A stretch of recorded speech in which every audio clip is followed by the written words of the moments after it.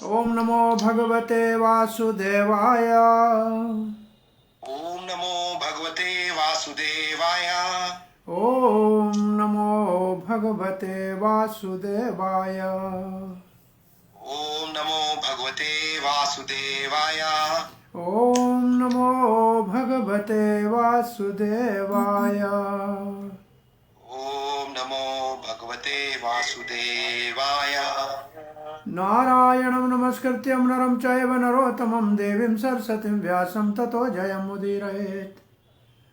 नष्टप्रायेषु भद्रेषु नित्यं भागवत सेवया भगवती उत्तम श्लोकिर्भक्तिर्भवती नैष्टिकी। कृष्णाय वासुदेवाय देवकी नंदनाय च नंदगोपकुमाराय गोविंदाय नमो नमः। जय श्री कृष्ण चैतन्य प्रभु नित्यानंद श्री अद्वैत गदाधर शिवासदि गौर भक्त वृंद। हरे कृष्णा कृष्ण कृष्ण हरे हरे, हरे राम राम राम हरे हरे। प्रिय पंचशील भक्तवृंद, दामोदर देश भक्तवृंद, फेसबुक के भाई भाग्यशाली भक्तों, भगवान श्री कृष्ण के वाणी के रूप में अवतार श्रीमद् भागवत महापुराण के अंदर जो प्रार्थनाएं, वंदनाएं, स्तुतियां महान भागवत पुरुषों के हैं, उनके अंतर्गत तीसरे स्कंद श्रीमद् भागवत के 31वें अध्याय में भाग्यशाली कोई ऐसे कहा जाए कि सुखदेव की कोटि का जीव मां के गर्भ में भगवत साक्षात्कार करता है, आत्म साक्षात्कार करता है, अपने आत्मा की स्वरूप को जानता है, भगवान को परमात्मा के रूप में अनुभव करता है। वो जो प्रार्थना कर रहा है उनके अंतर्गत आज हम 19वें श्लोक का पाठ करेंगे। जीव कह रहा है, पश्यति अयम धिष्ण्यात ननु सप्तवाद्री शारीरिके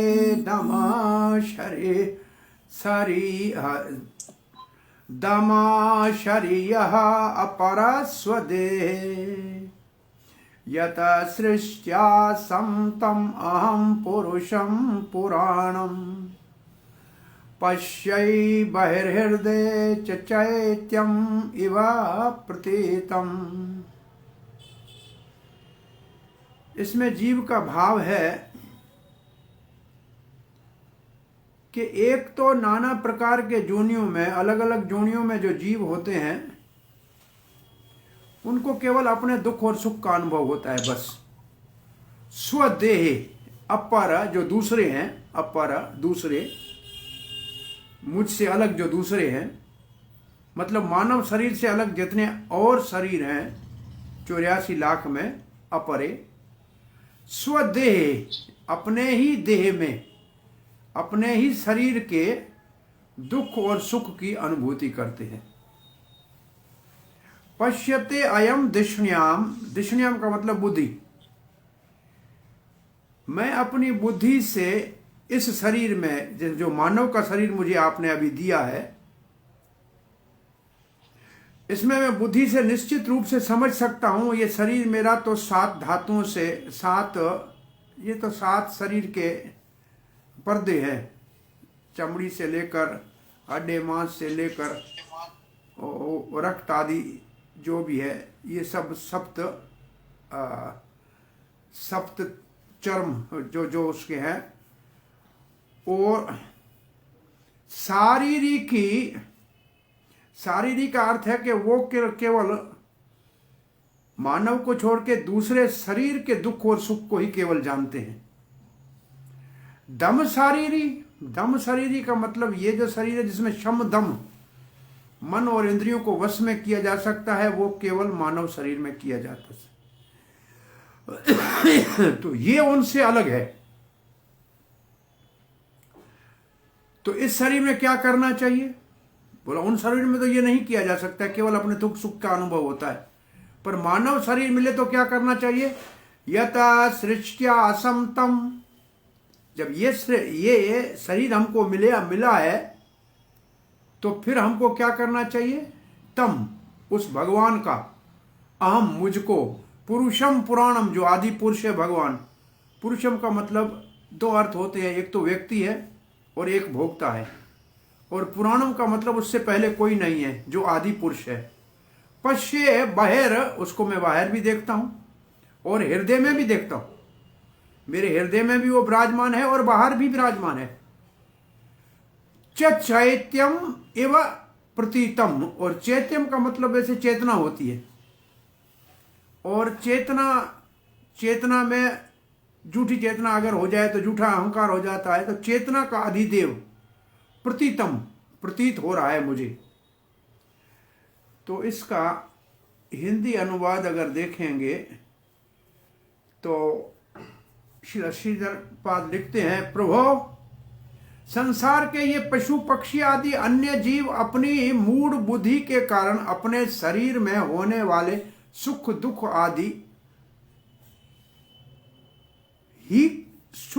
आदि ही अनुभव करते हैं। बस उनको इतना ही पता है। किंतु मैं तो शम दम आदि साधनों से संपन्न शरीर से युक्त हूं। शम और दम, इंद्रियां और मन को संयम में करना, यह केवल मानव जन्म में संभव है। तो मैं तो वो हूं स्वदेह शारीरिक की।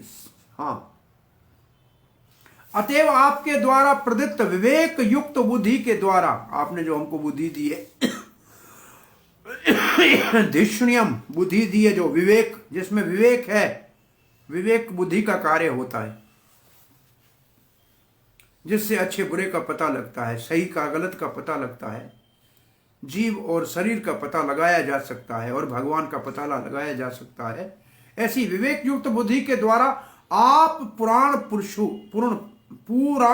पुरुष को ही अपने हृदय में तथा शरीर के बाहर भी अहंकार के आश्रयभूत आत्मा का प्रत्यक्ष अनुभव करता हूं। और इसी के ऊपर तात्पर्य में श्रीधर स्वामी जी लिखते हैं, ईदृशी गीतम कहकर श्वेतर समस्त बुद्धि विलक्षण ज्ञान को परमात्मा ने प्रदान किया है। बुद्धि किसने दी है? भगवान ने। बुद्धि में होता है ज्ञान, वो किसने दिया है? भगवान ने। तो जो कल श्लोक पर पढ़ा था, ज्ञान केवल भगवान दे सकता है और कोई नहीं दे सकता है। जो उसने ज्ञान दिया है, प्रदान किया है, इस बात को कहा गया है, यही बात कही जा रही है। और अब विलक्षणता को ही, उसकी विलक्षणता क्या है? जो भगवान ने ज्ञान दिया है उसकी विशेषता क्या है, विलक्षणता क्या है, महत्व क्या है, वो पश्यति इत्यादि जो ये श्लोक है इसमें बताया गया है। श्लोक के द्वारा कहा गया है, ये दूसरे पशु पक्षी आदि जीव अपने शरीर में उत्पन्न होने वाले सुख दुख का ही अनुभव कर सकते हैं और करते हैं। अहम पुनः इत्यादि, किंतु मैं जिस परमात्मा के द्वारा प्रदान विवेक से संपन्न बुद्धि के द्वारा शम दम आदि साधनों से संपन्न शरीर वाला हूं। मेरा शरीर मानव है, इसमें ये योग्यता है कि मैं इंद्रियों को और मन को वश में कर सकूं। और मैं अपने हृदय में तथा शरीर के बाहर भी उन अनादि पुराण पुरुष परमात्मा का ही साक्षात्कार करता हूं। उन परमात्मा को मैं दूसरे भक्तों के समान देखता हूं। दूसरे भक्त जैसे उस परमात्मा का अनुभव करता है, ऐसे मैं करता हूं। अब श्री प्रभुपाद जी लिखते हैं,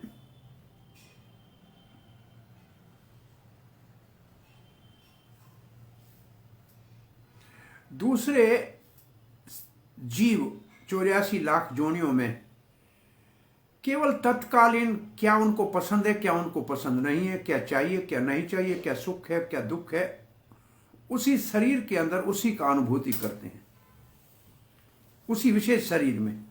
शेर का शरीर है तो मांस अच्छा लगता है।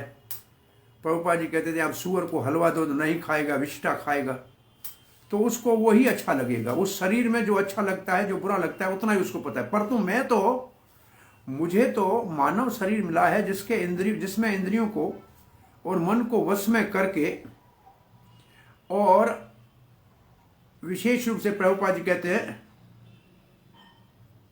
और मेरा जो लक्ष्य है उसको प्राप्त कर सकता हूं। इसलिए मैं आपको प्रणाम करता हूं, हे पूर्ण पुरुष, हे पुरातन पुरुष, हे आदि पुरुष, हे अनादि पुरुष। आपने ये मेरे को शरीर दिया है और मैं आपको अंदर और बाहर आपकी अनुभूति कर रहा हूं। चक्रवर्ती पाद का भाव दूसरे जीवों का न कहकर, वो कह के कुछ ज्ञानी, सब नहीं,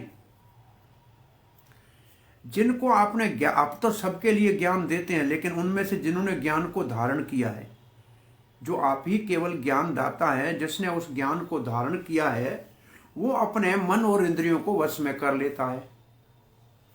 भले फिर शरीर में 7 पर्दों से ढका हुआ हो, परंतु उसकी बुद्धि जो है वो शरीर में सुख दुख की अनुभूति कर सकती है।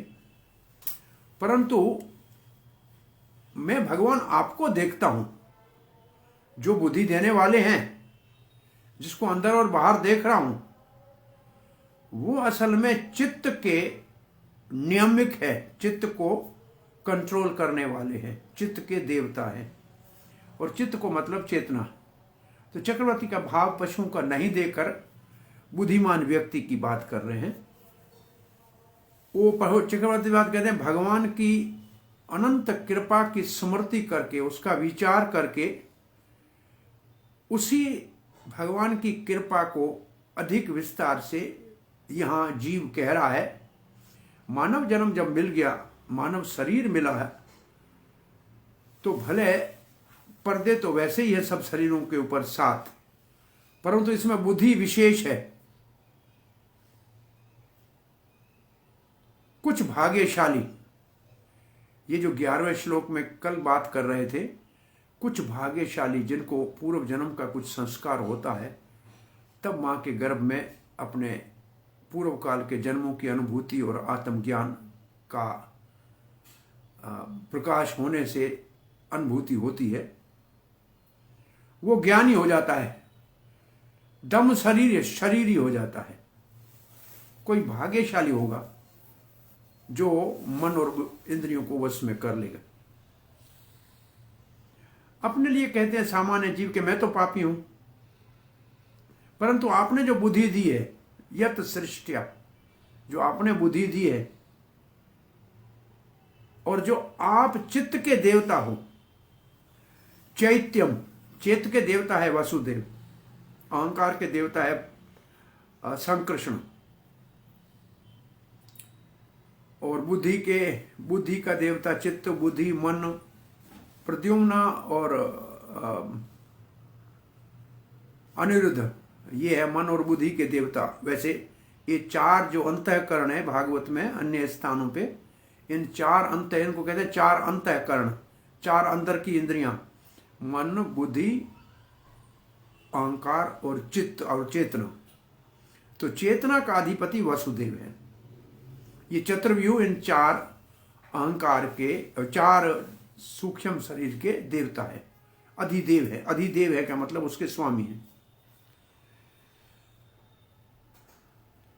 इसका दूसरा अर्थ है कि भगवान की सेवा चित्त से होती है। इसको प्रभुपाद जी ने लिखा है कॉन्शियसनेस। तो कृष्ण कॉन्शियसनेस को, चेतना हमारी को बदलना है।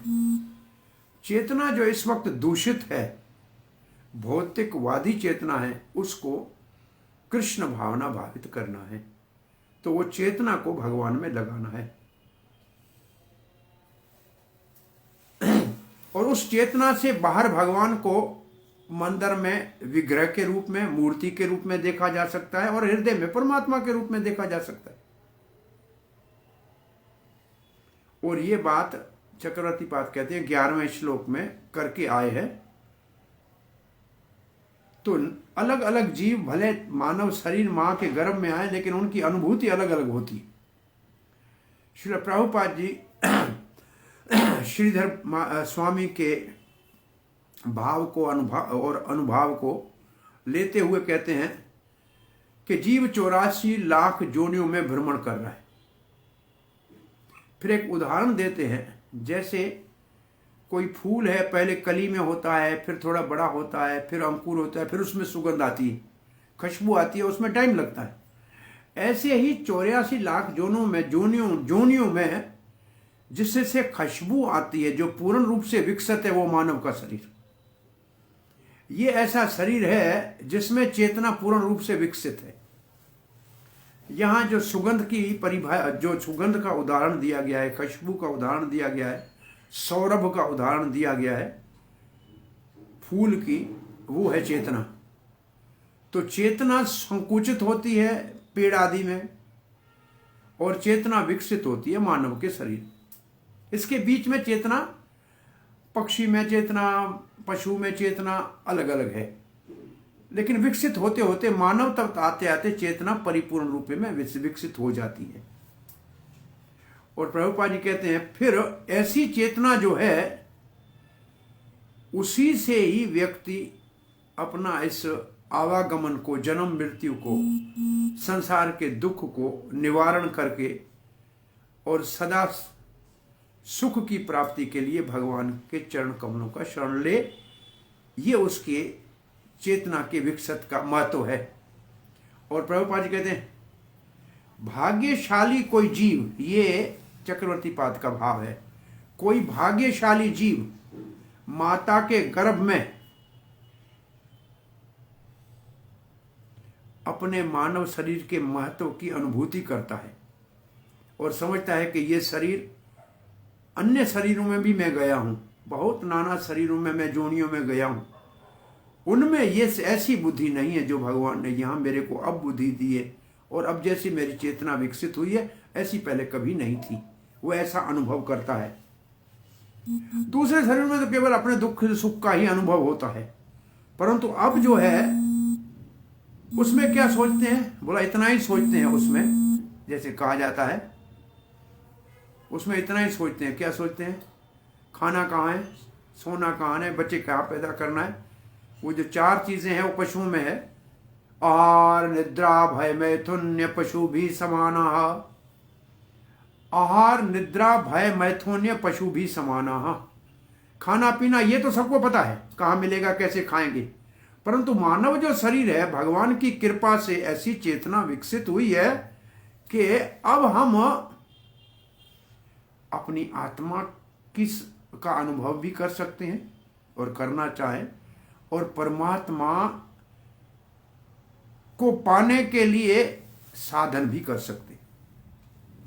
ये हमको मौका मिला है। अब आपकी और हमारे ऊपर निर्भर है कि हम ये इसके लिए सीरियस हैं, सतर्क हैं। तो प्रभुपाद जी आगे लिखते हैं, यहां जो दम शरीरी लिखा है, दम शरीरी जो शब्द है, उसका महत्व यह है कि इंद्रियों को और मन को, दम इंद्रियों को और शम मन को वश में करना। प्रभुपाद जी सारे संसार की जितनी समस्याएं हैं, जितने कष्ट हैं, जितनी परेशानियां हैं, उनका एकमात्र कारण है मन और इंद्रियां वश में नहीं। एक इंद्री भी वश में नहीं हो और मन उसके पास चला जाए तो ये शरीर रूपी जो दुर्लभ नाव मिली है संसार सागर को पार करने के लिए, उसको डुबा देगी। एक इंद्री डुबा देगी। ये इंद्रियां और मन वश में करना, ये मानव के लिए ही संभव है। एक उदाहरण पहले दिया करते थे, एक राजकुमारी बड़ी सुंदर थी, उसके विवाह के लिए उसके पिता ने ये शर्त रखा था कि जो ये 5 बकरी मैं देता हूं, 15 दिन में जो चाहे वो खिलाओ, हलवा खिलाओ या पिस्ता खिलाओ, खजूर खिलाओ या किशमिश खिलाओ, पर मेरे पास 15 दिन के बाद लाना, मैं केवल घास डालूंगा।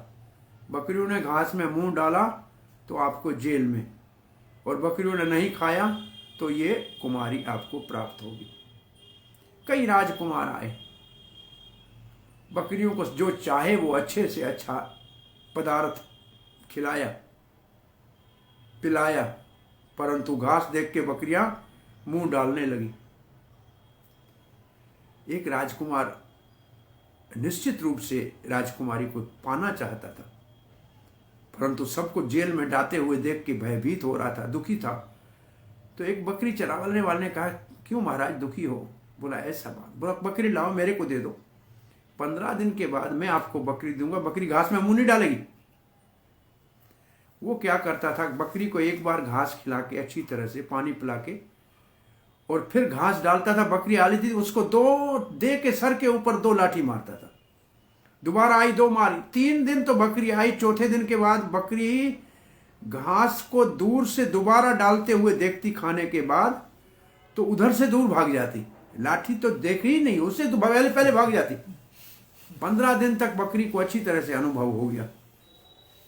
तब महाराज को कहा कि राजकुमार अब ले जाके ये बकरियां दे दो। बकरियां आ गई, राजा ने घास डाला, बकरियां बह बह करके भाग गई। बोला ऐसा कैसे हो गया? बोला मुझे मालूम नहीं है, लेकिन उस बकरी चराने वाले ने इनको क्या किया है उससे पूछा। बोला इनको एक बार खिलाने के बाद अच्छी तरह से मैंने 3 दिन डंडे मारे, उसके बाद कभी नहीं आई। तो ये जो राजकुमारी रूपी जो भगवान की भक्ति है, जो भगवान को प्राप्त करने का साधन है, उसके लिए इन इंद्रियों को अच्छी तरह से वश में करना पड़ेगा। ये 5 इंद्रियां वो 5 बकरियों की तरह है, जहां चाहे वह मुंह डालेंगी, मन जहां चाहे वह जाएगा। हमारा शरीर भले कितनी बार बदला हो, लेकिन ये मन हमारे साथ वही है, दूसरा मन नहीं बदलता है। मन नहीं बदलता, शरीर बदले हैं हमने, मन नहीं बदला है। और इस मन के अंदर कई जन्मों के संस्कार पड़े हुए हैं, और इसलिए भगवद गीता में कहा है मन आपका शत्रु भी है और मन आपका मित्र भी है। ताला खोलते हैं, चाबी को एक तरफ घुमाओ तो बंद, एक तरफ घुमाओ तो खुल जाएगा। मन को भगवान की तरफ कहो, घुमा दो तो संसार का दुख दूर, और संसार की तरफ घुमा दो तो संसार में फंस जाओगे। और जो मन को मित्र बनाता है वो सुखी है, जिसका मन शत्रु है वो कभी सुखी नहीं हो सकता है। तो प्रभुपाद जी कहते हैं सारे जीवन के संकट है, समस्याएं हैं, उनका एकमात्र कारण है जिसका मन और इंद्रियां वश में नहीं है। और मन और इंद्रियों को वश में करने के लिए भगवत गीता में हमने पढ़ा था आदो इंद्रिय संयम, पहले इंद्रियों को संयम में करो। मन तो आपके वश में ही नहीं है तो उसको कैसे रोकोगे? मन तो पता ही नहीं है, सूक्ष्म है, लेकिन इंद्रियां तो आपके बस में है। पांव तो आपका मंदिर में जाए वो अच्छा है, उसको आप ले जा सकते हो। दूध पिए, इसके लिए आप अपने आप को प्रेरित कर सकते हो। मन आपका पांव आपको किसी गलत स्थान पे नहीं ले जाए, ये तो आपके बस में है ना। ये इंद्रियां मोटी है, आपके बस में। आंख चाहो तो बंद कर सकते हो, आपके बस में। बुरा दृश्य नहीं देखो, बंद कर दो। बुरी बात मत सुनो, कान बंद कर दो। तो ये आपके वहां से शुरू करो। प्रभुपाद जी लिखते हैं यही तो महत्व है मानव और पशु के जीवन में।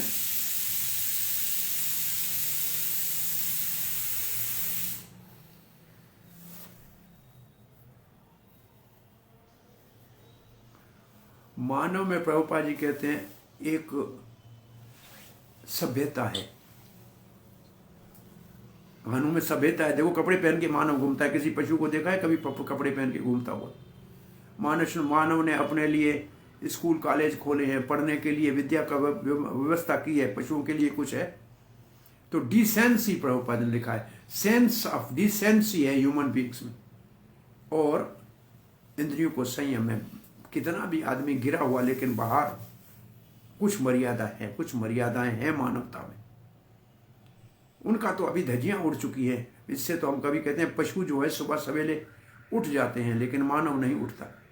पशु शाम को सो जाते हैं, लेकिन मानव नहीं सोता। पशु फिर भी मर्यादा में जहां है वहां है।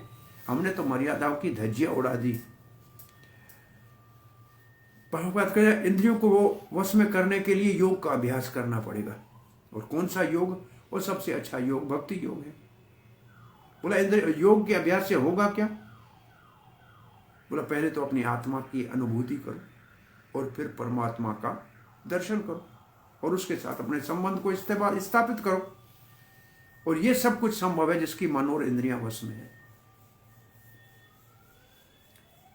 और प्रभुपाद जी आगे लिखते हैं, वास्तव में आत्म साक्षात्कार का अर्थ ही है इंद्रियों को और मन को संयम में करना और फिर भगवान का दर्शन करना। Try to see the supreme personality of Godhead and one's own self also. ये हम पहले कई बार शायद इसके ऊपर चर्चा कर चुके हैं। सूर्य उगता है ना, तब सूर्य को देखते हैं, अपने आप को देखते हैं और दुनिया को देखते हैं। तो जिसने भगवान का अनुभूति किया वो है सूर्य के समान। फिर हमको अपना भी पता लगेगा मैं कौन हूं और दुनिया कौन है। तो सूर्य का जैसे सूर्य भगवान के समान है, सूर्य कृष्ण है, सूर्य समान माया है, अंधकार।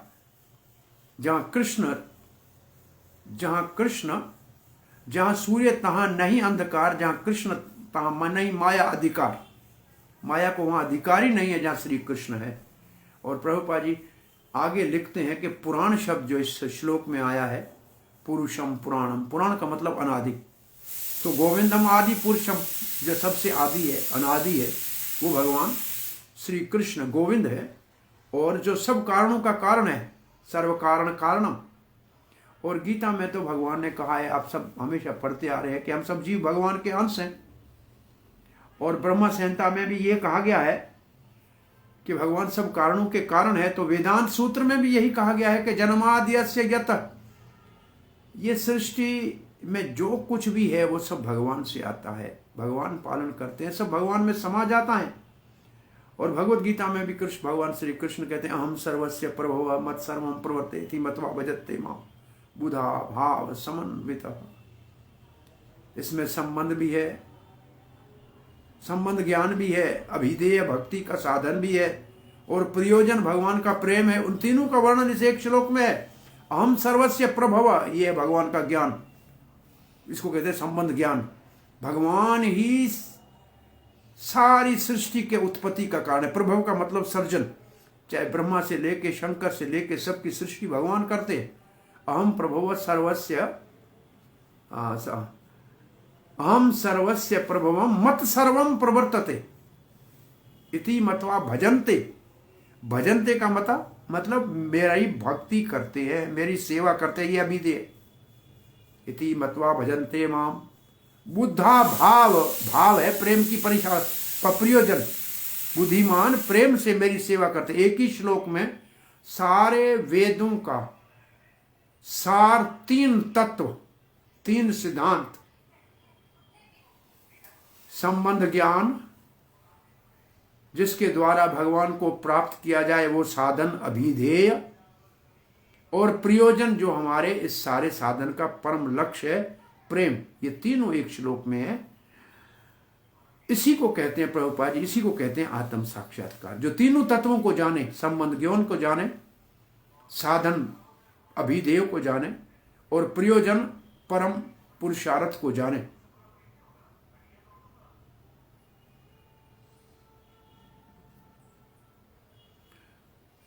इसलिए हमेशा भगवान के निर्देश में, साए में, छत्र छाया में रहना चाहिए।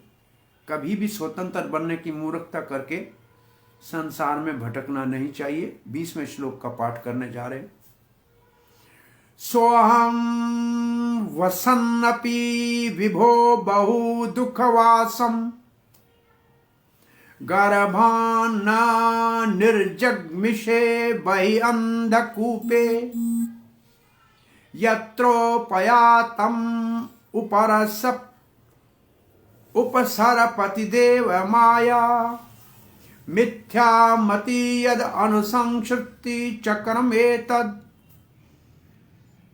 अब मानो भगवान ऐसे पूछते हैं कि तुम कहते हो मुझे यहाँ से बाहर निकालो, तुम जरा माँ के गर्भ में दुखी हो ना, पहले आपने कहा था। बोला हाँ वो तो हूं, लेकिन अभी उसको मैं सह लूंगा, वो दुख में सह लूंगा, लेकिन बाहर जो माया आपकी पकड़ लेती है और फिर माया से मैं और मेरे के चक्कर में पड़ गया तो फिर दूसरे शरीर में मुझे जाना ही पड़ेगा, इसलिए मुझे यही रहने दो। ये श्लोक का भाव है। सो अहम वसन अपि विभो बहु दुख वासम। हे भगवान, मैं निश्चित रूप से बड़े दुख पा रहा हूं, ये तो मैं जानता हूं, लेकिन मैं इसको सह लूंगा। गर्भम न, मैं गर्भ से बाहर नहीं आना चाहता। बाहर क्योंकि बाहर नहीं आना, अंधकूप है, बाहर तो अंधा कुआं है, और वहां जो भी इससे पहले गए हैं यहां से बाहर, देव माया, आपकी माया ने उनको पकड़ लिया है। मिथ्या मति, उनकी बुद्धि भ्रष्ट हो गई है, और शरीर को, परिवार को, सबको अपना मानकर और संसर्ती चक्कर में फिर जन्म मृत्यु में पड़ गए हैं। तो ये जीव जो है भगवान को प्रार्थना कहता है, अब मेरे को यहां से मत निकालिए, यहीं मुझे रहने दीजिए। ये जो क्यों कह रहा है, ये बात प्रभुपाद जी लिखेंगे, सुखदेव गोस्वामी ने ऐसी प्रार्थना की थी। हरे कृष्णा कृष्णा 20वें श्लोक में श्रीधर स्वामी जी कहते हैं, हे प्रभो विभो, हे प्रभो, यद्यपि मैं बड़े ही कष्टों से भरे हुए इस गर्भाशय में बड़े ही कष्ट पूर्वक निवास कर रहा हूं, ये तो मैंने पहले कह चुका हूं। आगे तो मां की जठराग्नि की गर्मी है, ऊपर जठराग्नि, आगे और पीछे मलमूत्र, और ऐसे मैं कुएं में गिरा पड़ा हूं। फिर भी इससे बाहर निकलकर संसारमय अंधकूप में गिरने की मेरी इच्छा बिल्कुल नहीं है, क्योंकि संसार में जाने वाले जीव को आपकी माया घेर लेती है। उसी के कारण जीव के अपने शरीर में ही आत्मत्व की बुद्धि, मतलब देह आत्मबुद्धि, देह का अध्यास, मैं देह हूं और देह से संबंधित सब मेरे हैं, ये बीमारी लग जाती है। इसके परिणाम स्वरूप, उसका परिणाम क्या होगा, ऐसे हो गया तो क्या होगा, जीव को पुनः इस संसार चक्र में पड़ना पड़ता है।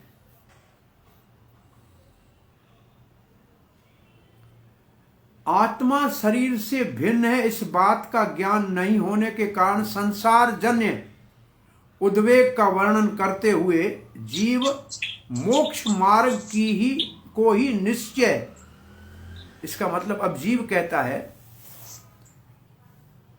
कि जब तक शरीर को अपना माना तब तक संसार में रहना पड़ेगा, और मोक्ष के लिए शरीर, केवल ये शरीर नहीं, सूक्ष्म शरीर को भी गलाना पड़ेगा, उससे भी मुक्त होना पड़ेगा।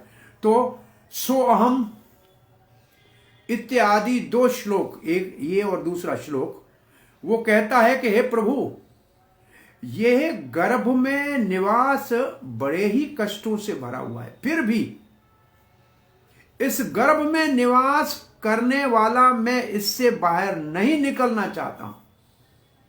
इसका कारण यह है कि यह संसार अंधकूप के समान है। अंधकूप का मतलब ऐसा कुआं जिसके ऊपर घास डला हुआ है, पता नहीं, पांव रखा अंदर गिरा, और फिर बाहर किसी को पता भी नहीं है लगा कि इसमें कोई गिर गया।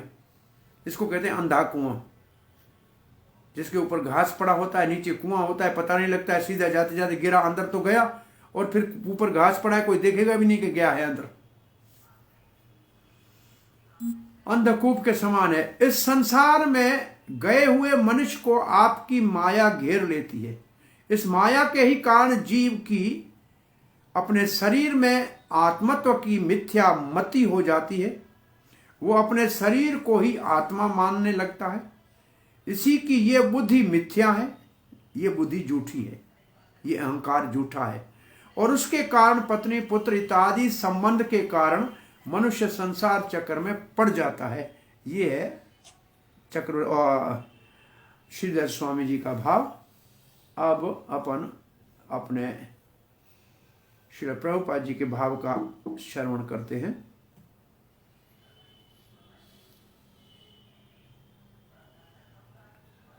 श्री प्रभुपाद जी कहते हैं, हे भगवान, इसलिए मैं दुख सह लूंगा गर्भ का, लेकिन बाहर निकल के अंधे कुएं में फिर मैं नहीं फंसना चाहता हूं। बाहर आपकी माया, देव माया पकड़ लेगी और मैं जो अब इतने ज्ञान की बात कह रहा हूं वो सब भूल जाएगी और फिर मैं मेरा करने लग जाऊंगा और फिर तो संसार के चक्कर से मुक्त होना बहुत मुश्किल है।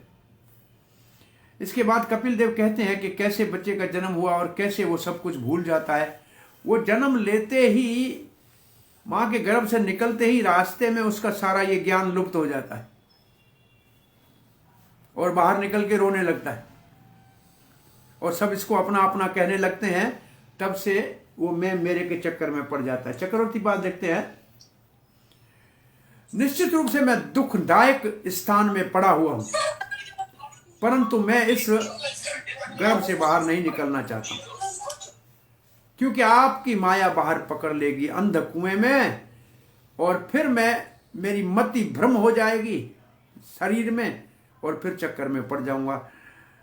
तो चक्रवर्ती पाद कहते हैं, आपने तो भक्ति को चुना है, आपने तो कहा मेरे चरणों का शरण लेंगे, आपने कहा भगवान विष्णु आपका शरण ले रहा हूं, चरणों का शरण ले रहा हूं।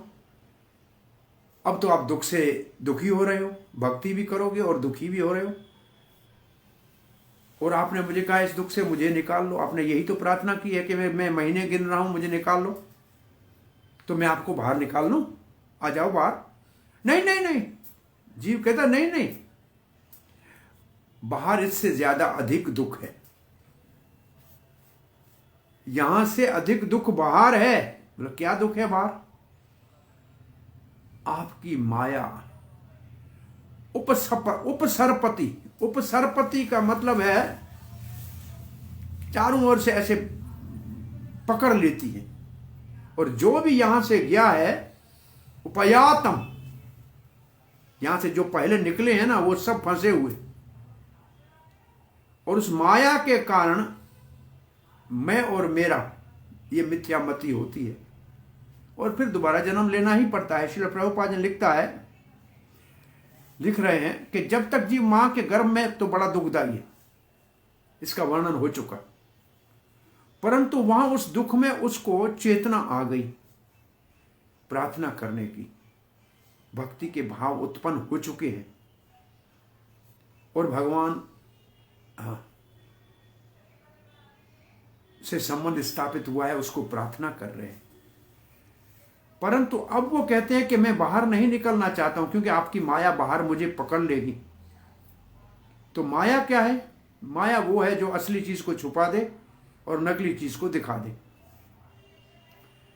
कई बार जो हमारे सत्संगी हैं आप लोग, ये बड़ा उदाहरण माया का संसार में दो काम है माया के, आवरणात्मक मतलब ढक देना, असली चीज के ऊपर पर्दा डाल देना, और विक्षेप। विक्षेप का मतलब मन को दूसरी नकली चीज में अटका देना। और इसका एक उदाहरण हमें सदा ही हमने आपको दिया है, अगर आपको याद हो तो, सिनेमा हॉल का। अपने सगे पत्नी के साथ जाते हैं, अपने भाई के साथ, मित्र के साथ जाते हैं, हॉल भर गया तो अंधकार कर देंगे, लाइटें बंद कर देंगे, ये हुआ आवरण। जिसके साथ गए थे वो तो पास वाली सीट पे नजर नहीं आता और पर्दे के ऊपर चला देते हैं पूरी फिल्म। और उस फिल्म में हम इतने विक्षेप हो जाता है कि उसके साथ अपन इतना हम तदात्म्य कर लेते हैं, अपना हीरो को अपना मैं हूं ऐसे समझ लेते हैं। उसको दुख आता है तो हम रोने लगते हैं, और उसको सुख मिलता है तो हम खुश होते हैं, और जो पास में बैठा है उसको पूछते ही नहीं। 3 घंटे तो वो भूल गया। ये तो केवल सिनेमा में 3 घंटे भूलता है। इस दुनिया के अंदर वो जो भगवान हमारे हृदय में परमात्मा के रूप में हमारे सौहृद बैठे हैं, मित्र बैठे हैं, उसको हमने भुला दिया और संसार के इस बड़े पर्दे के ऊपर घर परिवार दुकान मकान इनकी फिल्म में इतने फंस गए कि वो असल जो था वो भूल ही गए। ये है माया का काम। प्रभुपाद कहे ये जो अहंकारी चेतना है, मैं और मेरे वाली कान है, ये तो गर्भ से बाहर निकल के ही ऐसा भाव आ जाता है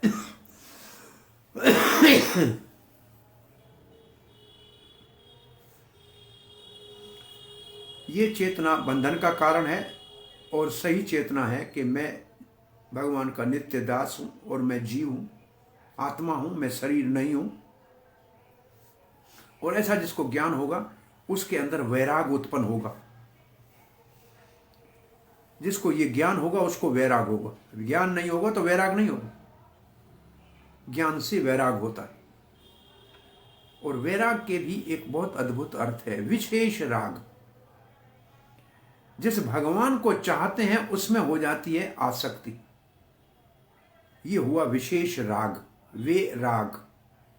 और जिसमें आसक्ति हो गई तो फिर हमारे पास समय ही नहीं है दुनिया के लिए, तो दुनिया से वैराग हो गया। और कभी कभी लोग कहते हैं, भगवान कहता है सारी भगवत गीता में आसक्ति छोड़ो। ऐसा कहाँ कहा भगवान ने? भगवान तो 7वें अध्याय में कहते हैं, मैं आसक्त माना मुझ में आसक्ति करो, आसक्ति मुझ में करो। वेरा तुम्हारा विशेष राग, राग का मतलब अटैचमेंट, मुझसे करो तो संसार से अपने आप छूट जाएगी। अलग छोड़ने का प्रयास मत करो। यही ज्ञानी और भक्तों में अंतर है। ज्ञानी जबरदस्ती बलात् संसार से अलग होना चाहते हैं, परंतु भक्त भगवान से इतना प्रेम करते हैं कि संसार उनको छोड़ के चला जाता है, उनके पास ही नहीं टपकता, पटकता ही नहीं। हमने जीवन में अनुभव करके देखा है, लोग जिन चीज़ों को छोड़ने के लिए अस्पतालों में जाके धक्के खाते हैं, नशा आदि को, ये केवल भगवान की भक्ति करने वाले हरे कृष्ण मंत्र जप के भक्तों के संग में कथा कीर्तन सुना तो ये चीजें उनको छोड़ के चली गई, उनको प्रयास करने की आवश्यकता ही नहीं पड़ी। ये तो अनुभव की कसौटी के ऊपर कह रहे हैं।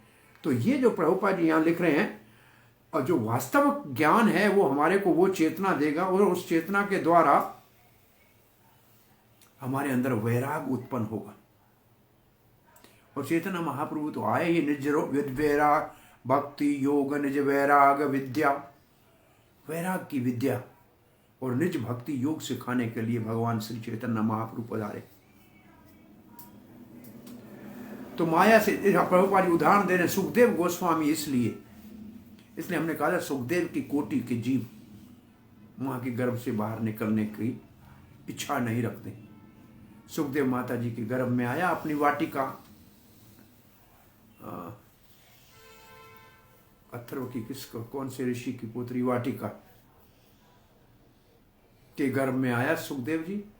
व्यासदेव ने कहा बेटा बहुत दिन हुआ, मां को कष्ट मत दो, आप जन्म ले लो। बोला बाहर माया पकड़ लेगी। तो वो व्यासदेव ने कहा माया नहीं छुएगी। बोला आपके बस में है क्या माया पिताजी? व्यासदेव निरुत्तर हो गए। उस वक्त भगवान श्री कृष्ण का अवतार हो चुका था। व्यासदेव श्री कृष्ण को बुलाकर लाए। श्री कृष्ण ने कहा सुखदेव तुम बाहर आ जाओ मां के गर्भ से। बोला माया? बोला मेरी माया आपको नहीं छुएगी। और 16 साल के बाद सुखदेव प्रकट हुआ, और मां के गर्भ से निकलते ही वो अपनी नाड़ी को ही, नाड़ा जो था मां के साथ जुड़ा हुआ, उसी को जनोई की तरह डाल दिया। कोई संस्कार नहीं किया और त्याग वैराग के साथ चल दिया। ये सुखदेव भागवत सुना रहा है, इसी सुखदेव की बात है। तो प्रभुपाद ये लिखते हैं, और गीता में भी ऐसे लिखा है कि भगवान कहते हैं मेरी माया से मुक्त होना बहुत कठिन है, परंतु जो मेरा शरण ले लेता है उसको माया छूती भी नहीं है। जो अपने आप बहुत मुश्किल है, लेकिन भगवान के शरण लेने से, जैसे उदाहरण देते हैं, वैसे संसार सागर में कोई कितना भी तैराक हो, स्विमर हो, सागर को तो पार नहीं कर सकता। ऐसे संसार सागर से कोई अपने प्रयास से जाए निकल जाए, ये मुश्किल है। लेकिन भगवान के चरण कमल ऐसी नौका है, ऐसी नाव है, ऐसी बोट है जिसके ऊपर चढ़ना नहीं पड़ता। उसके ध्यान करने से ये संसार सागर सुकड़ के एक गाय के बछड़े के खुर में पानी जितना छोटा हो जाता है कि नाव में चढ़ने की जरूरत ही नहीं है। बच्चे की तरह फांद के उसके ऊपर से कूद के आगे चला जाएगा। ये है विशेषता, भगवान के चरण कमल को नौका कहा गया है। और संसारी लोगों के लिए, संसार सागर के पार करने के लिए कुत्ते की पूंछ को पकड़ के पार करना चाहते हैं, वो कैसे बहुत पार हो जाएंगे। ऐसे भागवत में कुत्ते की पूंछ का भी वर्णन है। और ऐसे मूर्खों के लिए पत्थर की नौका में चढ़ के डूबने के लिए जा रहे हैं, उनका भी वर्णन भागवत में है। और इस शरीर को भी नौका से, नाव से तुलना दी गई है भागवत में। मानव शरीर ऐसी नौका है जो इस संसार सागर से हमको पार ले जा सकती है। यही बात प्रभुपाद जी कहते हैं कि संसार के सारे बंधन, अगर भगवान, यहाँ बंधन लिखे हैं, ये बहुत मुश्किल लगते हैं हम सब घर गृहस्थियों को ऐसे बात को समझने का लिए।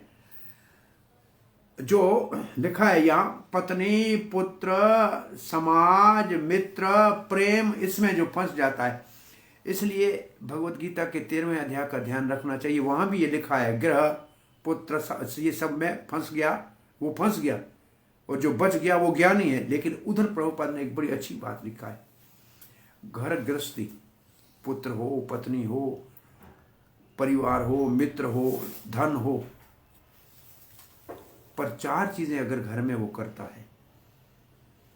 घर में भगवान का मंदिर बना रखा है, चाहे फोटो हो, चाहे ठाकुर जी का विग्रह हो, भगवान को जो घर का रसोई घर में पकता है उसका भोग लगता है, परिवार प्रसाद खाए। 2, घर में भगवान के नाम का कीर्तन हो। 3, और घर में गीता, भागवत, हरि कथा हो। 4, ये 4 चीजें जिस घर में होती है गृहस्थी के, वो गृहस्थी बंधन में नहीं है, वो पहले ही वैकुंठ में है, वो जीवन मुक्त है। ये 4 चीजें गृहस्थियों के बंधन से मुक्त होने का, घर भगवान का है, हम भगवान, परिवार भगवान का है। एक उदाहरण, एक महात्मा को कोई बहुत बड़ा धनी सेठ अपने घर में ले गया महात्मा ने, और धनी सेठ बड़ा गृहस्थी था लेकिन भगवत भक्त था।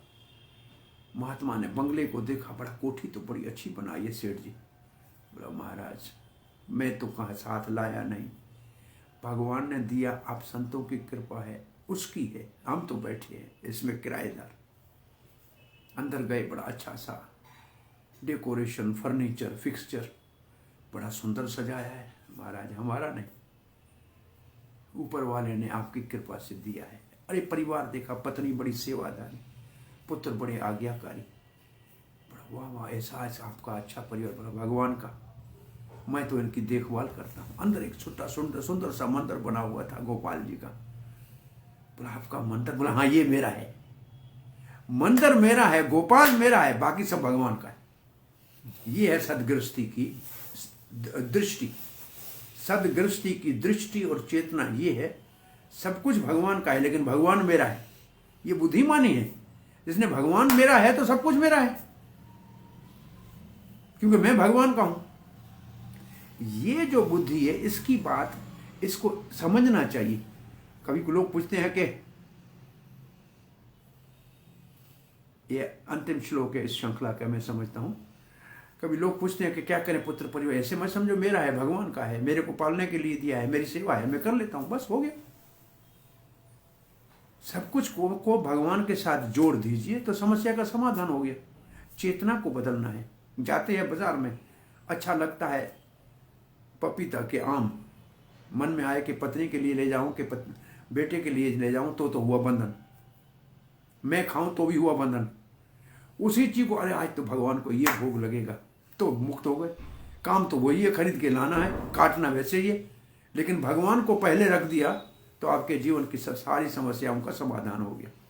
तो ये है मुख्य बात चेतना बदलने की। अब आज इस अध्याय का, इस हमारे श्रृंखला की मैं समझता हूँ पूर्णाहुति का श्लोक है। कल तो मिलेंगे गोवर्धन में सब, और परसों की छुट्टी है, फिर नया शुरू करेंगे।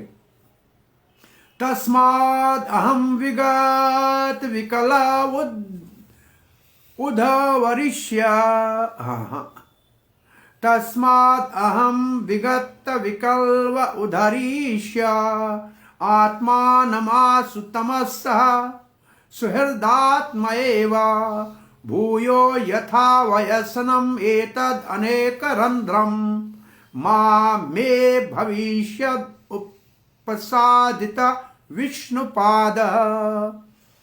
अंतिम विष्णुपाद, भगवान आपके चरण एक ही सहारा है। ये एक मेरे को मिल गया तो बारी सारी समस्याओं का समाधान मैं अपने आप कर लूंगा।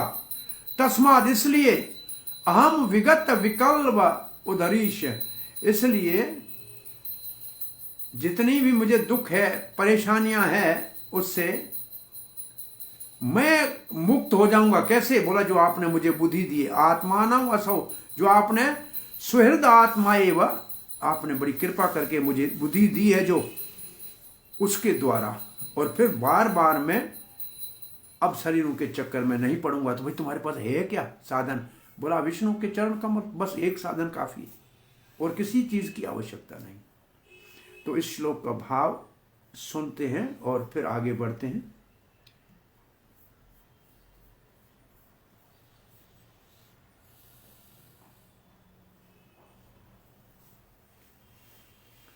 अतएव मैं व्याकुलता को त्याग कर, अब व्याकुलता खत्म, अपने हृदय में भगवान विष्णु के चरण कमलों को स्थापित करके अपनी इस बुद्धि की ही सहायता से जो आपने दी है, इस संसार सागर से अपना उद्धार कर लूंगा, जिससे मुझको पुनः अनेक प्रकार के दोषों से युक्त ये संसार दुख नहीं सहना पड़े, बार बार किसी और गर्भ में नहीं जाना पड़े, या तो 9 द्वारों वाली देही में नहीं जाना पड़े, या बार बार माता के गर्भ में नहीं जाना पड़े। श्रीधर स्वामी लिखते, अतएव इस गर्भ में ही रहकर मैं अपनी व्याकुलता को त्याग करके अपने स्वहृद सारथी रूपी बुद्धि, हमारी बुद्धि है हमारा सारथी, अपने सुहृद सारथी रूपी, सुहृद माने शुभचिंतक, सारथी रूपी बुद्धि के द्वारा अपनी आत्मा का इस संसार सागर से उद्धार करूंगा, जिससे पुनः मुझको अनेक प्रकार के दुखों से युक्त ये गर्भवास रूपी दुख न हो, बार बार आना न पड़े। यदि कोई कहे कि तुम्हारे पास इस कार्य को करने के लिए कौन सी साधन सामग्री है, कैसे करोगे? तो कहते हैं, तो इसका उत्तर यह है कि मैं अपने हृदय में भगवान विष्णु के चरणों को स्थापित करके इस कार्य को करूंगा। यही मेरा एकमात्र साधन है। और अब ये सुन लीजिए श्रील प्रभुपाद जी क्या कह रहे हैं हमारे को, कि वो सरल सिंधी, आपको हिंदी इसलिए बता देते हैं हमारी भी हिंदी आसान हो जाए अंग्रेजी से। तो मैं अभी व्याकुलता को त्याग कर रहा हूं, मैं अपने आप को इस अंधकूप से मुक्त कर लूंगा। मेरे मित्र मेरे चेतना के द्वारा भगवान विष्णु के चरण कमलों को मेरे मन में स्थापित करके और बार बार माताओं के गर्भ में जाने के चक्कर से मैं मुक्त हो जाऊंगा। मैं यही अपने दुखों का यही नाश कर दूंगा। चक्रवर्ती पाद लिखते हैं, मैं अपने आप को संसार से मेरे सुहृद बुद्धि के द्वारा जो आपने दी है मुक्त कर लूंगा। मैं आपके चरण कमलों का शरण लेता हूं, फिर मेरे को बार बार शरीरों में नहीं जाना है। तो मानो कि भगवान पूछते हैं कि आपने क्या निर्णय किया जीव?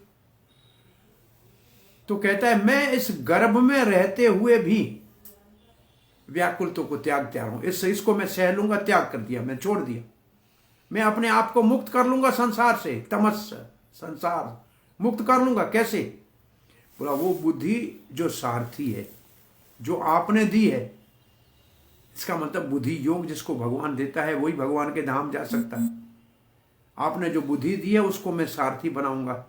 इसलिए हम कहते हैं हम भगवान सबके सारथी बनने को तैयार है।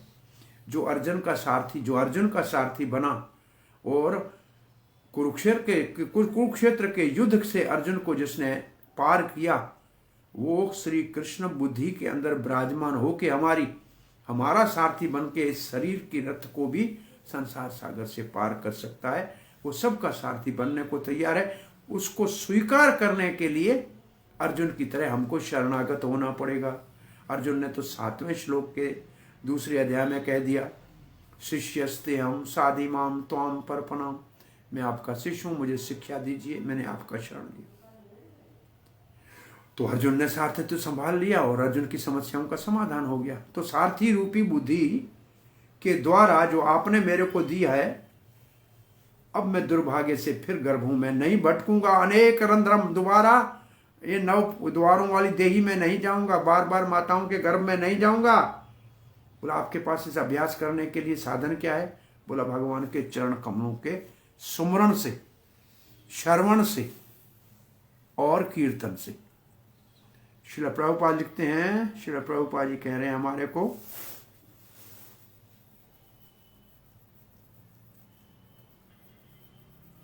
प्रभुपाद जी के जीव का दुख जिस दिन वो पहले दिन मां के गर्भ में आता है उस दिन से शुरू हो जाता है, और मां के गर्भ से बाहर निकलने के बाद उसका दुख और बढ़ जाता है, समस्याएं और बढ़ जाते हैं।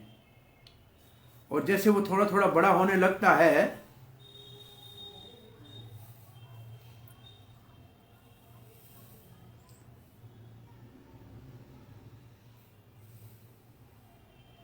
ऐसा नहीं है कि बड़ा हो जाएगा सुख हो जाएगा।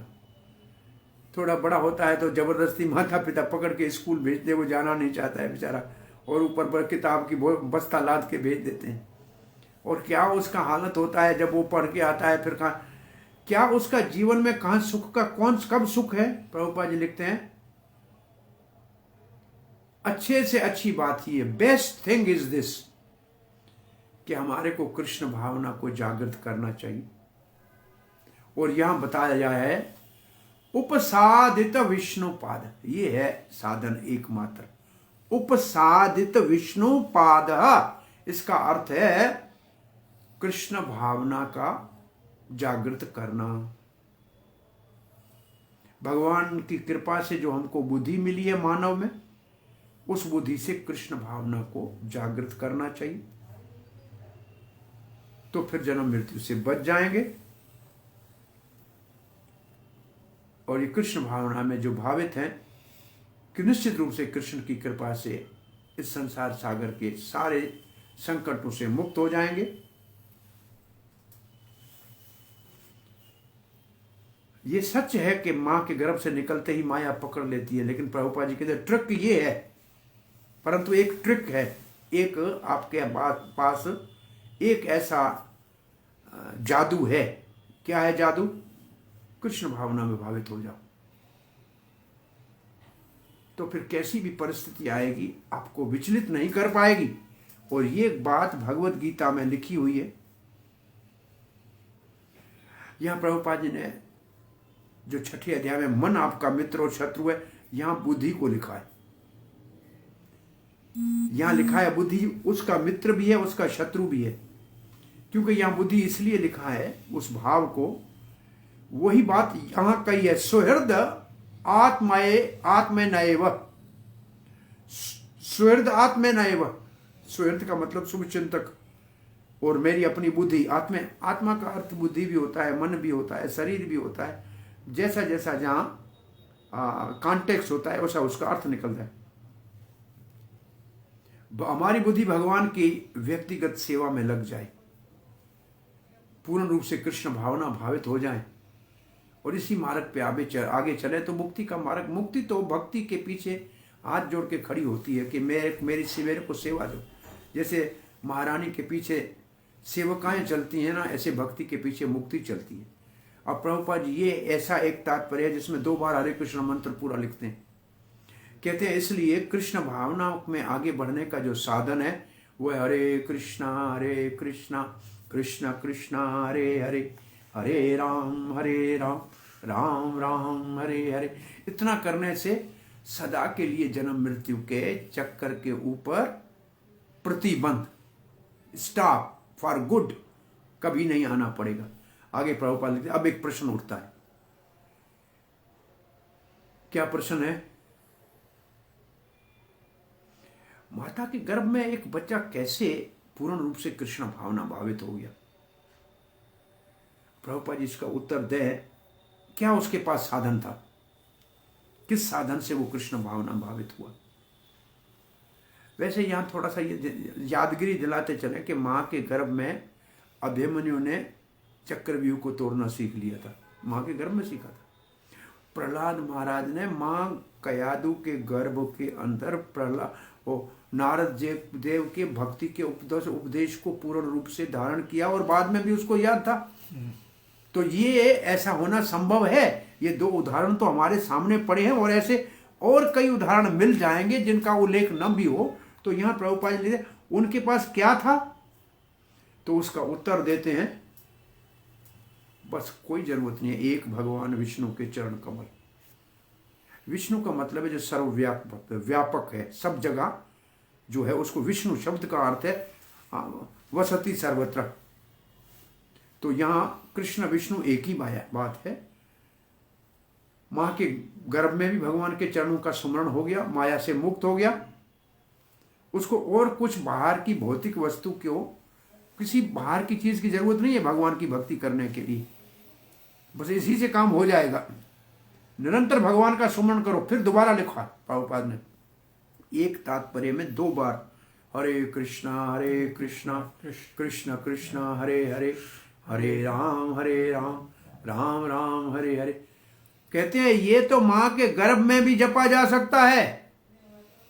और इतना नहीं, उठते बैठते सोते खाते पीते कहीं भी आप हो जप सकते हो, अंदर बाहर कहीं भी। और कृष्ण भावना के कार्य को किसी भी साधन से रोका नहीं जा सकता, किसी भी परिस्थिति में। इसके ऊपर प्रतिभा, जेल में कई लोगों को डाला जहां माला भी नहीं थी, तो जो ब्रेड के टुकड़ों की माला बना के जप कर रहे थे। कहीं भी ये अमेरिका में प्रचार के समय में कुछ भक्तों को सैटरडे के दिन पुस्तक वितरण करते हुए, बहुत दूर कहीं थे, अमेज़न पता नहीं कहाँ थे, एरोजेना में कहीं, जेल में डाल दिया। और उनके दिमाग में संडे फीस्ट होता है। वो तो उनका दिमाग होता है कि संडे के दिन खीर बनाएंगे, पूरियाँ बनाएंगे। तो अब जेल में गए, अब क्या करें भाई, आपस में कहा भाई ठीक है तुम खीर बनाओ, तुम पूरी, है कुछ भी नहीं। मन से एक कहता ठीक है मैं दूध को बॉयल कर रहा हूँ, दूसरा मतलब आटा में गूंद रहा हूँ। कुछ भक्त बाहर थे, कुछ अंदर आ गए, कुछ पकड़े गए थे, कुछ तो कहीं और थे, नहीं मिले थे। तो ये 1 घंटा सारे पुलिस वाले देख रहे हैं, ये कर क्या रहे हैं। तो क्या करें, बोला मैं फीस्ट की तैयारी कर रहे हैं, स्वीट राइस बन रहा है, पूरी बन रही है, पकोड़े बन रहे हैं। 1 घंटा वो ऐसे करते रहे। तब तक तो बाहर जो थे वो वकील को लाए, उनको छुड़ा के ले गए, और गए तो उधर पहले ही खीर पूरी तैयार पड़ी थी बाहर वालों के पास। तो कहीं भी परिस्थिति कैसी में है, भक्ति करने में कोई रुकावट नहीं है, प्रभुपाद जी लिखते हैं। तो सारांश ये है, कंक्लूजन ये है कि ये जो गर्भ में जीव की प्रार्थना है, वो एक ही बात है, एक बात है, क्या, फिर कभी माया में न फंसो, ये मेरे ऊपर भगवान कृपा करो। तो ये संसार सागर में पड़े हुए हम सब जीवों को एक ही प्रार्थना करनी, भगवान फिर माया के चक्कर में नहीं पड़े। तो भगवान कहते हैं हरे कृष्ण जपो, बस आप ये काम कर लो, आपकी समस्या समाधान। और इसके बाद कपिल भगवान कहते हैं बच्चे ने ये प्रार्थना पूरी की, तब तक माँ का परसों हो गया, बच्चे का जन्म हो गया, फिर वो कैसे बंधन में पड़ गया, सब ज्ञान भूल गया। हरे कृष्णा। आपका कोई प्रश्न है, जिज्ञासा है तो पूछिए, नहीं तो कल गोवर्धन में जो भाग्यशाली आ रहे हैं उनके साथ मिलेंगे। और वहाँ कथा क्या करनी है उसका तो अभी प्रसंग आया नहीं है, ये तो हमारा कल उधर करें कि नहीं करें देखेंगे, जो हरी इच्छा, या बता दीजिएगा कोई और समाचार। हरे कृष्णा। कोई प्रश्न जिज्ञासा? जी प्रभु जी, ये जो लास्ट श्लोक 21वां किया है, इसके अंदर परपट में प्रभुपाद जी कह रहे हैं कि without being unnecessarily agitated, if we take to the process of Krishna consciousness by constantly chanting Hare Krishna, तो without being unnecessarily agitated, इसका क्या context? One does not need to material arrangement to cultivate Krishna consciousness. One cultivate anywhere, everywhere will provide one thing. इससे ऊपर वाले में होगा, मेरे ख्याल ऊपर वाले हरे कृष्णा में होगा। पहला वाला, जहाँ पहली बार दिया। Right. Absorption of intelligence in the personal service of Krishna and full Krishna consciousness always are path of self and liberation, without being unnecessarily agitated. If we take to the process of Krishna consciousness by constantly chanting Hare Krishna, without being unnecessarily agitated by circumstances in this material world. इस भौतिक जगत में कैसी परिस्थिति हमारी है उससे agitate न हो, जिसको भक्तों के लक्षण कहे गए हैं। भक्त किसी परिस्थिति में जो है उद्विग्न नहीं होता है, क्योंकि संसार में जब तक हैं तब तक को तो परिस्थितियां जो है वो हमेशा अनुकूल नहीं रहेंगी। प्रतिकूल भी हो तो उसके कारण से एजिटेट नहीं होना चाहिए। इसका मतलब अब हमारे साधन को नहीं छोड़ना चाहिए, अपने जप को नहीं छोड़ना चाहिए कैसी भी परिस्थिति में है जो, क्योंकि इसके पीछे जो लिखा है take to process of Krishna consciousness by chanting में कोई बाधा नहीं आनी चाहिए कैसी भी परिस्थिति हो। इसको ऐसे कभी समझ लें, हमारे प्रैक्टिकल अनुभव में कभी कभी ऐसे भक्तों को कोई ऐसी परिस्थिति होती है जप नहीं कर पाते, तो फिर उसको पूरा करना चाहिए समय के साथ। नहीं हुआ है उसकी वजह से, नहीं होगा तो एजिटेशन तो होगी ही होगी, तो उसके लिए अननेसेसरीली जो अपना साधन है उसमें त्रुटि हो जाए तो उसकी वजह से भी इतने उद्विग्न नहीं होना चाहिए, उसको पूरा करने का प्रयास करना चाहिए हमें। हाँ जी, एक प्रभुपा जी ने कमेंट किया था, वृंदावन की शायद कंडीशन थी, जिसमें एक डिवोटी को उन्होंने बोला था कि the mind is always agitated, don't aggravate it. Aggravate और एजिटेट का वो माइंड का और इंद्रियों के लिए लिखा है कि the senses and mind will always agitate you, so this will continue. ये है भगवत गीता के 5वें अध्याय के श्लोक है ना, उसमें जहां ये है कि ये इंद्रियां और मन तो हमेशा ही एजिटेट करते रहेंगे, जब तक जीते रहेंगे तब तक इनको ज्यादा एग्रावेट न करो। ये उद्देश्य है कि उनके लिए ऐसी परिस्थिति करो कि वो ज्यादा आपको एजिटेट न कर सके।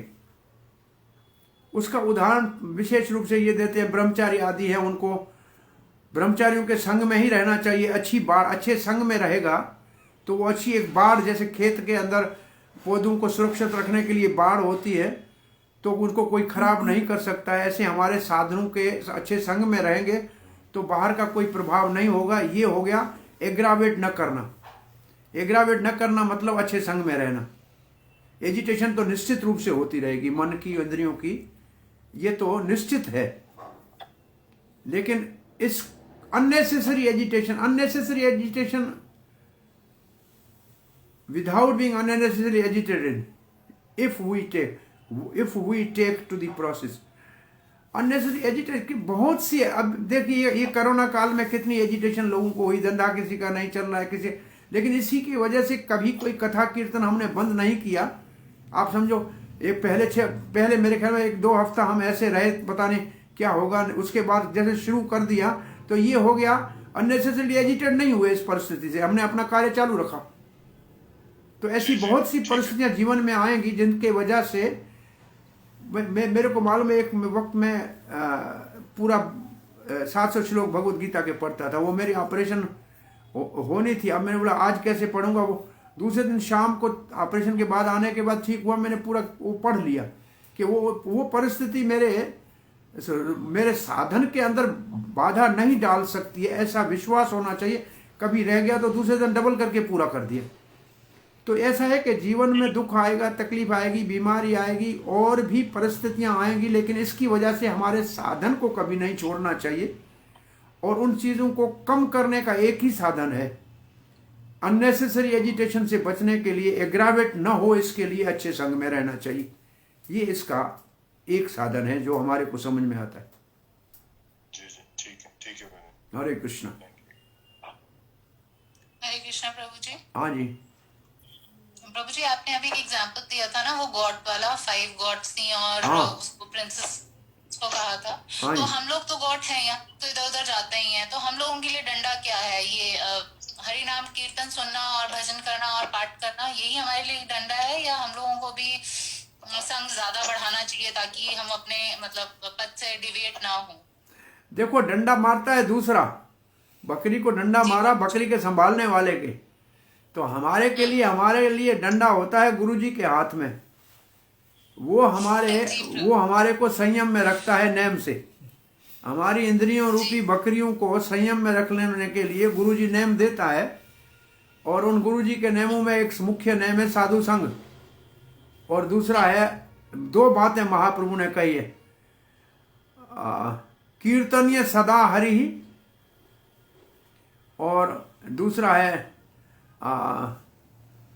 संग चालो हरि बोलो। भक्तों के संग में रहो, भगवान का नाम जपो।